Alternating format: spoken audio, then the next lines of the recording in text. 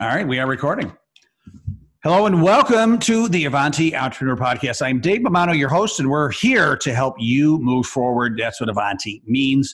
What our focus is helping small business entrepreneurs move forward, break through any barriers and fear and bottlenecks so that they can be a massive success. Today I have on the show a great guest to help us do that. Her name is Susan RoAne. Susan, welcome to the show. Thank you. Delighted to be here. So, Susan, people may have heard of your name. If not, they probably have heard of your book. It is called How to Work a Room. It has sold over 1.2 million copies in 14 countries. And it's been around. When did you write the book? It's like 25 years old, right? No, it's actually 30 years old. And it's 30 bookstores. And it's still selling. Yeah. So, you've been named by Forbes as one of the networking gurus, and really, the book is to help people just learn the benefits of working a room and the difference between working a room and networking, and really become in helping any fears, right? Anything that may be holding people back from entering that room, right? I mean, those are some of the things that you're talking about in the book. So let's just start out. Like, why did you write the book? And in an overview, how does it help people? Okay, I wrote the book. At the time, I'm a former laid off public school teacher.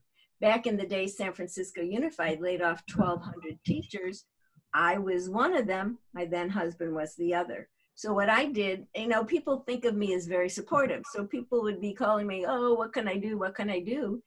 And I would share some ideas. And then I realized that's not the way you do it. As a teacher, you have to take people through a process. And I found there was one person doing career change workshops for teachers in New York. And I found her book. And we talked on the phone, and she helped me put together public workshops for teachers. By the way, it is now maybe 33 years later, she and I are still in touch. So first thing goes, when someone really helps you and you really like them, don't lose them. That's what we do is that was fine. I'll go on to the next one. Don't do that. Number one, you never know how you can help each other later. But number two, it's when you find good people, you want to be surrounded by good people.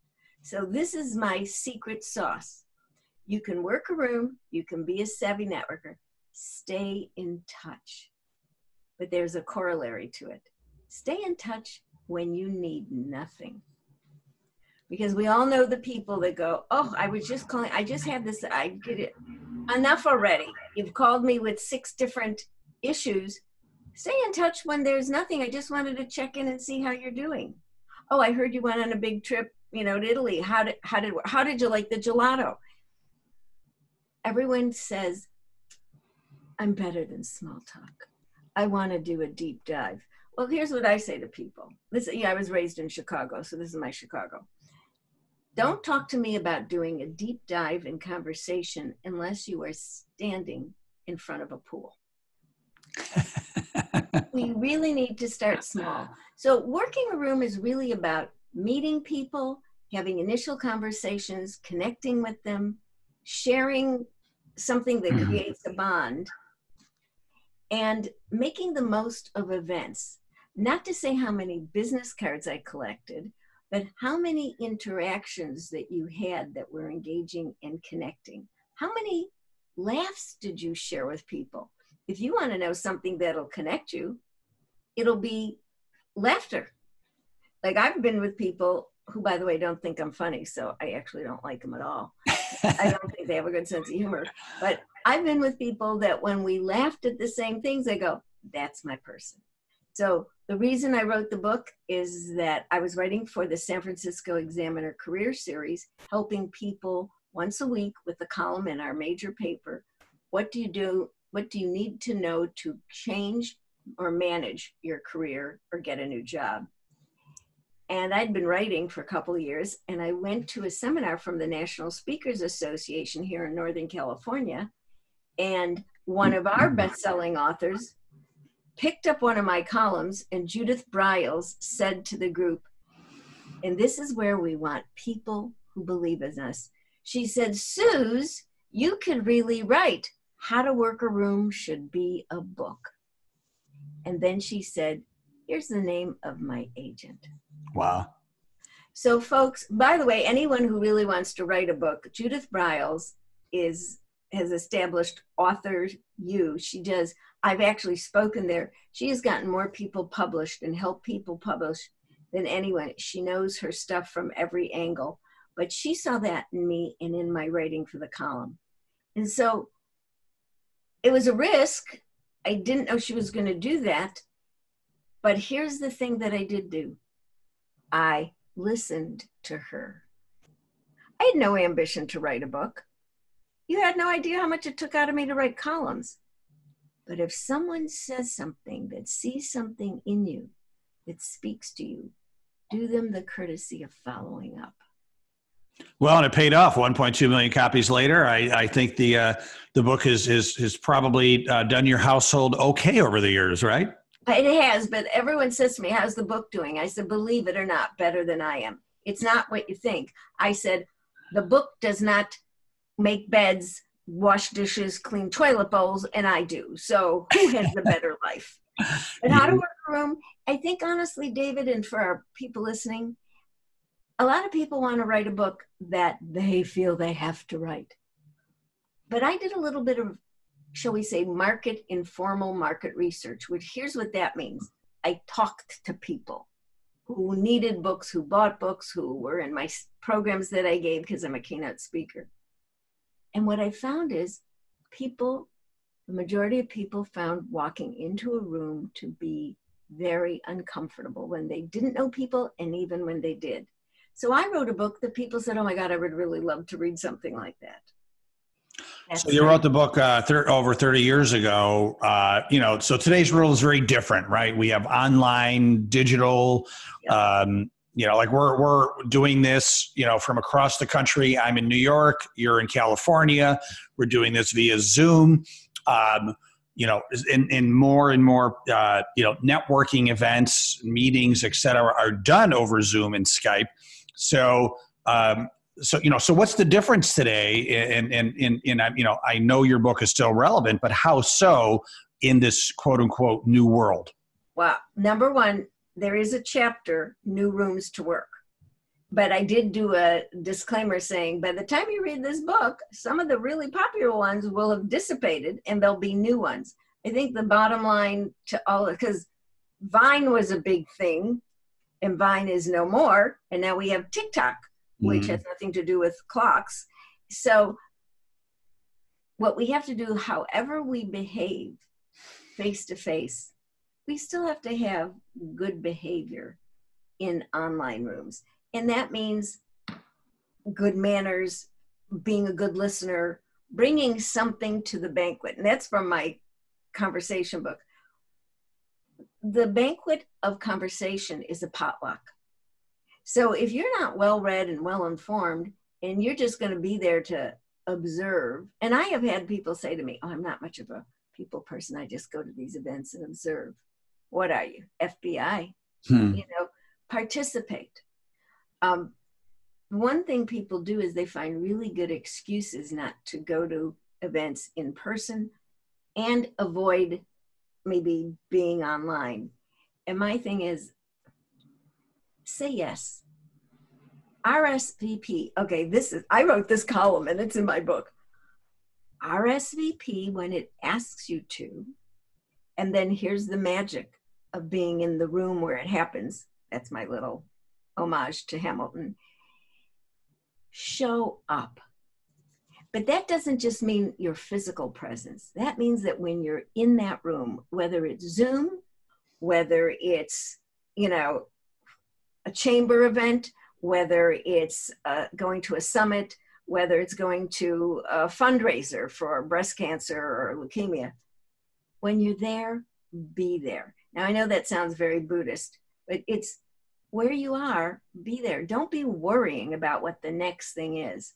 In fact, back in the days when I first wrote the book, we said, and every time I gave a presentation, Don't be looking over people's shoulder in a room to see who more important, bigger title is in the room. That's very off-putting and memorable. So you'd be remembered for being off-putting. Doesn't make sense. Now we had to say, oh, by the way, when you're in a room and you're looking down at your phone, that's equally off-putting, and it deters people from coming over who you might need to meet because they think you're busy.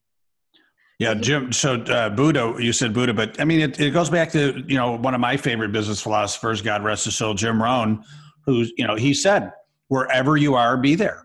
And I took that to heart, and he meant it more. If you're at work, be at work. If you're at home, be at home. And if you're on vacation, be on vacation. But you could take it further to where you are, like be present in that moment to whomever you're talking to. It's really interesting. He lived out here, and this is just something TMI. I had a speaking engagement because the person who wanted Jim Rohn, the person who heard her and then went and searched, found RoAne. So, and they couldn't afford him and they could afford me. Excellent. But he said something that when I went to hear him, and I never do things when I'm writing a book. I just write a book, but I left my book one day because it was Jim Rohn. And he said something that was so dramatic for me about that the opening of the prayer in the Old Testament is hear, which means we have to listen. And I thought, oh, because I am a talker, but I listen intently, which is how I remember what you said 25 years later. I love it. So let's back up and let's help our Avanti listeners. So let's say there is a new business owner. She or he is about 30 years old. They're a little intimidated, maybe a little shy, maybe a little nervous. They're going to go to an event. Let's call it a networking event. And you're going to give them some coaching tips to work that room. What are you going to tell them to do? First of all, if you're a little nervous, the first thing you must understand is 90% of us self-identify as shy.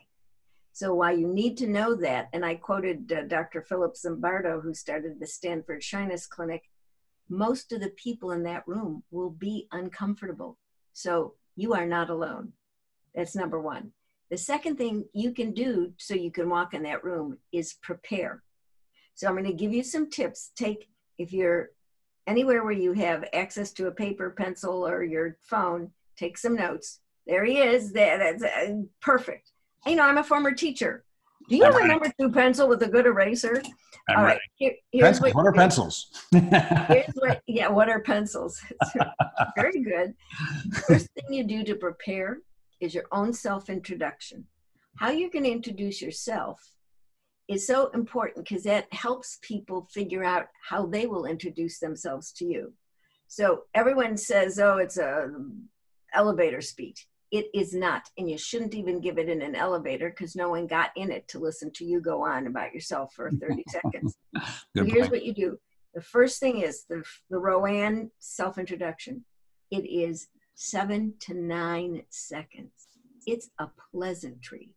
Whether it's a business event or a social event, it's a pleasantry. Give me yours. I'm meeting you at an event. What are you going to say? Okay, I'm going to say, oh, hi, I'm Susan RoAne. I'm known as the Mingling Maven.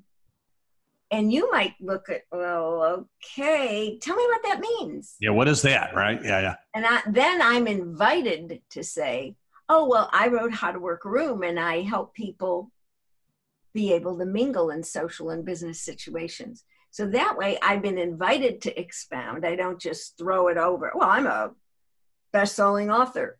You'd love to say that, but that's not how you begin a conversation. At least I don't think so. And if anyone ever did, I'd probably scoot away. It's not a good way to start a conversation. No, not a good way. 7 to 9 seconds. And why 7 to 9 seconds? Because the research shows that after 9 seconds, people think eye contact becomes a glare. So you have 7 to 9 seconds. And if you say, hey, it's really good to meet you, that your face and your tone has to sound like it.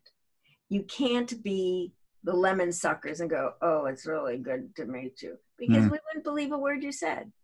That's number one. The second thing you prepare is you prepare conversation. And how you do that is listen to podcasts, look online for your favorite content curators. I also read the newspaper. I read 3 in print and I read 3 online. I know my brother does it. He has all the Yahoo Sports things that come through so he could talk to his sports fans. You can decide what you want to see the first thing in the morning. Give it a glance. Because you need to know, right now we have a lot going on in this world and we really need to be apprised of. Now that doesn't mean you have to know everything. And I'm going to give you a hint. When somebody says something you don't know, what you could say is, oh, excuse me, I've not heard of that. Could you tell me more? Please write down these 4 words or remember them and blaze it in your brain.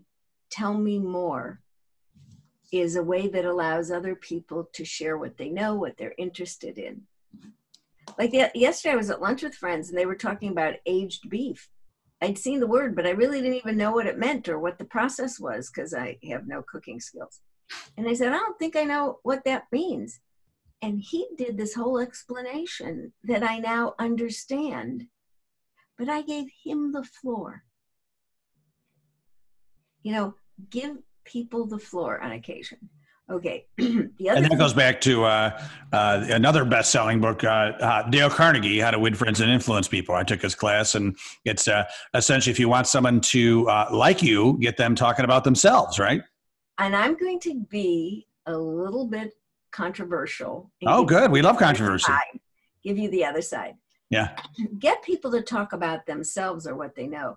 On the other hand, and I know this is heresy. And by the way, I did a book report on how to win friends and influence people in high school. If all that you do is what he recommends, just ask people a lot of questions to get them to talk about themselves. Here is Susan RoAne. Don't do that. All right. That's the counter. Best 6th grade teacher tone. The counter is if all you're doing is asking questions, you actually are putting the other person on the spot. And I've interviewed people for my conversation book, What Do I Say Next, who said, don't they have anything that they can contribute? So if all you're doing, and I'm from Chicago, so for tradition's sake, I'll give you 4 questions. You get to that 5th question and you haven't shared anything, my brain goes, what's it to you? Right. So ask questions, but I'm now going to give you the overall RoAne solution. Bring your OR, because you can paddle out of any conversation problems, and the OR stands for observations, asking questions, and revealing. So it's OAR. It's observe, ask, reveal. It's not all asking. You ask a lot of questions. People think that you are an investigator. So that goes back to just reciprocation, right? It's kind of back and forth, right? So, yeah. It's a duologue. It's back and forth. Someone once said this to me. I hope I'm not saying it out of tune, about Larry King. She says, oh, he asks a lot of great questions. And this was a client of mine who hired me to speak. And she paused and said, I'm still waiting for him to actually listen to an answer. Oh, wow. Because that rat-tat-tat of a lot of questions, yeah, don't do that. Bring your own opinions. Bring your own experiences. I don't have kids. I don't have pets. I have 2 plants. But when people who have kids, people who have pets, and this is one of my conversation tips, borrow other people's lives. So when my friends tell me a story about what their kids did or didn't do or how aggravating it was, after I stopped laughing, which they don't like, I remember the story. So I can share with someone who has a 2-year-old Andrew's story. If someone has a lab, I share my friend Susan's story. So if you borrow other people's lives, you can share their stories as a way of connecting with people. Interesting.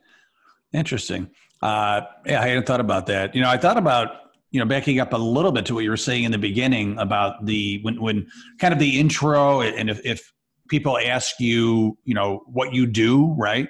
I go to a lot of networking events and it's a lot of vomit, right? Like, they talk about how they have this very unique, financial, planning business, and they go on. And like you said, after 7 seconds, I'm checked out, right? I like, what's in it for me? Nothing. I don't really care, And I said to myself, I wonder if people are doing that with me, right? So I don't know if you like this. What do you think of this? So I changed it a little bit. So if someone's asked me, Dave, what do you do? I ask them a question back. I say, have you ever known an entrepreneur who started a business but got so kind of caught up in the logistics of running the business, they forgot why they became an entrepreneur? And often they'll say, oh my God, that's me. Or they know somebody. And then I say, oh, that's what I do. I help those people. And they're like, oh, and they get it, right? And because I asked them a question, so they were still engaged. And then, usually it's about them, and then I help them, and then they, oh, can I have your card? I'd love to talk to you about that. I'm like, absolutely, sure, and then I'll ask them about them. But I just think it's a nicer way to kind of tell people what you do by asking them a question about, this, do you know anybody that is in this situation? Well, that's what I do. That's the problem my business solves, right? So I don't know if that's recommended by you, but it's been working for me pretty well. I'm going to now start quoting you. That is a great way to do that, because that way it tells what you do, but it shows that it's an invitation for them. Because even if they don't say it's them, they might say, oh my God, I have 3 friends like that. And then those are 3 friends they could refer to you.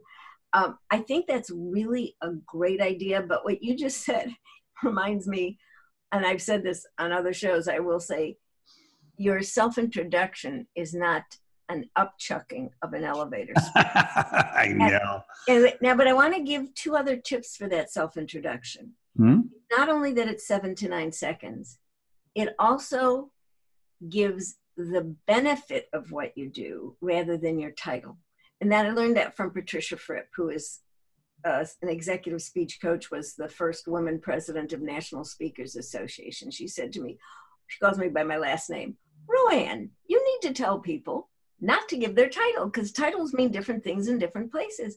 Give the benefit of what they do, which was simply what you did, but in a question. And that way it engages. And then when you say that and someone asks you or responds to your question, then you're in a conversation. And the third tip about the self-introduction, when you're at an event, how you introduce yourself should be relevant to the room you're in. If you're at a chamber event, that's one way to say it. If you're at a fundraiser, that's another way to say it. So adjust your introduction for the room, because you are giving people context for your presence and you're helping them make conversation. But I am going to quote you from now on, David. That's all right. All right. Hey, I appreciate that. Maybe I'll be in your next book, right? So I'm picking up a pencil. I write with pencils, and I'll start writing. Okay. There you go. So listen, we got about 5 more minutes, and I want to ask you. We talked about being shy, and I didn't know that. You're saying generally speaking, about 90% of the people in the room would classify themselves as shy. How do you recommend people kind of overcome that shyness factor? Just so happens, great chapter in the book. Here's what the shy people that I've interviewed said. They identify that they're shy, and they make the decision that they have to overcome it. So what they do is, and I interviewed someone he thought he was pathologically shy. What he did is he observed the people he thought were very good at engaging and mixing and mingling, and he took note of what they did, and then he role modeled it. But what you could do if you think you're shy is just stand when you enter the room. Don't right away walk in and then feel overwhelmed. Observe the room. Where's the food? Where's the bar? Where are the people? If there's a speaker, where's the stage? Take a look at the groups. Once you do that deep breath and observe, you'll feel a little more acclimated. When you know what you'll say about yourself and you know what's going on in the world and have some stories, maybe 3 items to talk about if the conversation isn't moving forward, you're more prepared. here's what happens. We walk into a room, and I am a big believer, and this is the RoAne hint. If it's an event that has food tables, always start at the dessert table. Now, I will tell, it may not be good for your tummy, but it's really good for your connections. The people who are standing at a dessert table trying to decide between a chocolate eclair and a cannoli, they're going to be more fun. They're looking at this from calories. You could even say, oh my God, that looks so good. How many calories do you think it has? The people at the dessert table are always a lot more fun, more open than the people at the cut up vegetable table. I love it. Personal. I love it. And what's the saying? Life is short, have dessert first. Yes, yes. So take a look at that room. And if you see people you know, go over and say hello. But don't stay with them the whole time. Because one of the things I'm well known for, may I give you exits? Because it's not just how do you start a conversation in workroom, how do you get out of a conversation is the one that perplexes people. So first, exit. And all these exits have to be gracious, because if they're abrupt or rude, you'll be remembered for that. So this is the gracious exit. You're talking to someone, you know you need to move around, they need to move around. What you do is wait till they're finished, interrupt yourself, and say, well, I normally say put out your hand for a handshake, but we're not saying that anymore in these days. Can't have enough Purell for that. But what you do is you interrupt yourself and you say, oh, that's so interesting. I've really enjoyed talking to you about. And what you do is in a very small phrase, you summarize what you talked about so that they know you were listening. And if you haven't exchanged cards, it may be the perfect time to say, do you have a card? May I offer you one of mine? And when you move a quarter of the room away from that person. You never just turn your back, because that means you've turned your back on someone. Move over to another group or another person standing alone. I'm glad I just said that tip. You can have a wonderful time and have a maximum successful event if you just talk to people standing alone. Yeah, I do that. I go up to the person that's all alone, and I just, not that I feel bad for them, but I'm like, hey, they probably want somebody to talk to, so let me be that person. And then once again, you're going to stand out to that person, right? That is exactly right. Plus, they'll remember you, you'll stand out to them, and the way you just said it, it's such a thoughtful thing to do.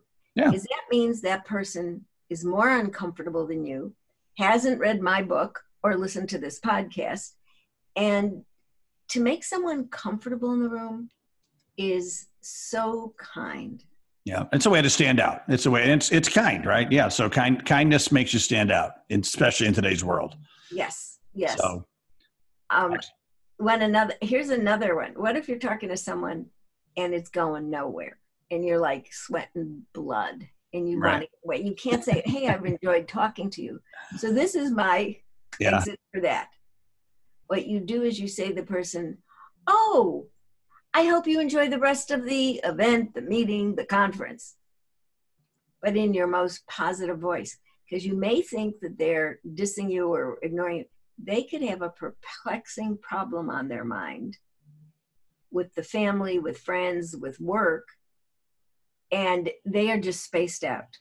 So by just saying, "Oh, I hope you enjoy the rest of," but you still walk a quarter of the room away. So that means in a month or 6 months, when you show up at the same event and they're there and their problem solved,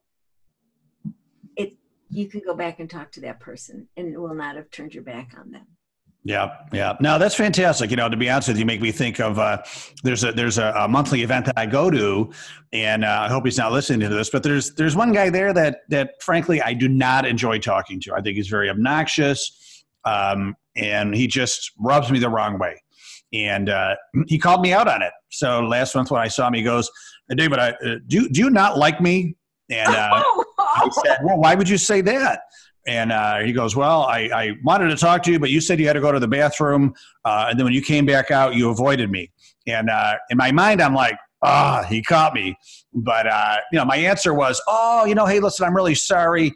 these networking events, there's a lot of people and totally apologize. And so I heard what he wanted to say. And of course I wasn't crazy about it, but I did find a gracious way to move on, so. It is gracious, Now, there are some people in the school of thought that say, well, I tell it like it is. And I once wrote an article that said, don't. I wrote an article that said, don't tell me you're Frank unless that's your first name. Right. Because just because you may think that, and it would be the truth, you know what? You did the nicest thing possible. You took responsibility. I'm sure you're not the only one that reacts to him this way. What I'd say is this guy's probably totally shy. He overacts that makes him not someone you really want to talk to. Well, he wants something. He always wants something. And, he inserts himself into what I do. And frankly, it doesn't make a lot of sense to me. So I try to avoid him because, he's just not getting the hint. Right. But anyway, I told him that he looks really young for his age, and we hugged it out, and I moved on. So Oh my God! By the way, if you ever say to me, "I look young for my age," you are so my hero. You look very young for your age. I love it. But I want to point out to your listeners is you did something very nice. You took responsibility for his discomfort. You didn't need to. But, while it is him, what's the point? He's probably going through a lot of self-doubt. So what you did was very, very nice. I don't think the guy's going to change, but maybe he'll have a wake-up call. Oh, or maybe someone will give him how to work a room, because it's about working a room, but it's not about overworking the room. You know what? I'm gonna anonymously send him your book. How about that? I think that, well, let me know. I'll autograph it. I send autograph stickers. But, and a lot of people think working a room means being hail, well met, and hearty, and being an extrovert all the time and glad handing. That isn't working a room. That is overworking the room. Yep. And I've said this before, and I'll say it again. I'd rather be in a room full of people who self-identify as shy. They are never the people who look over their shoulder. They're never the people who will walk away in the middle of a conversation to go find someone else. They are really some of the most thoughtful, engaged listeners. And what you could do to make those people comfortable, I believe, is not only that it's nice, but it comes back to help you be more successful in the long run. And everyone, David, worries about, what's my online reputation? Well, you know what? Your in-person reputation is just as important. Even more important. I think it stems from that, right? The core. Well, Susan, this has been incredible. If people want to learn more about you and get in touch with you, where do they go? Okay. First of all, you can go to SusanRoAne.com. I think I'm wearing the same outfit, but that's okay. It's SusanRoAne.com. If you want little tips, daily 3 or 4, follow me on Twitter at How to Work a Room or at Susan RoAne. And my email, if you have a question and something that David and I said sparked something you want solved, email me, Susan@SusanRoAne.com. If you have a burning issue, call me. We'll take 10 minutes and we'll solve it. 415-461-3915. And it is a landline, and which means it won't go dead during a power outage. That's my little plug. Call me, because we know, having been a teacher, if there's a burning issue, let's get it solved before you end up with an ulcer. I love it. Susan, thank you so much. I love what you're doing and what you're putting out in this world. Thank you incredibly much, for all the good work that you're doing over 30 plus years now. And you're making a difference. So congratulations. And I look forward to, continuing following you, and 1.2 million copies is such an accomplishment. So congratulations on that as well. Thank you. Thank you. I've enjoyed this immensely. Yeah, absolutely. And Avanti family, Avanti listeners, thank you for watching and or listening to the Avanti Entrepreneur Podcast. As always, If you want more of what we have, more podcasts, content, etc., we have AvantiEntrepreneur.com. You could contact me there as well. I'll connect you with Susan if you like, AvantiEntrepreneur.com. Everybody, thanks again. Thank you, Susan. Have a great day, and make sure to stay awesome. Thanks.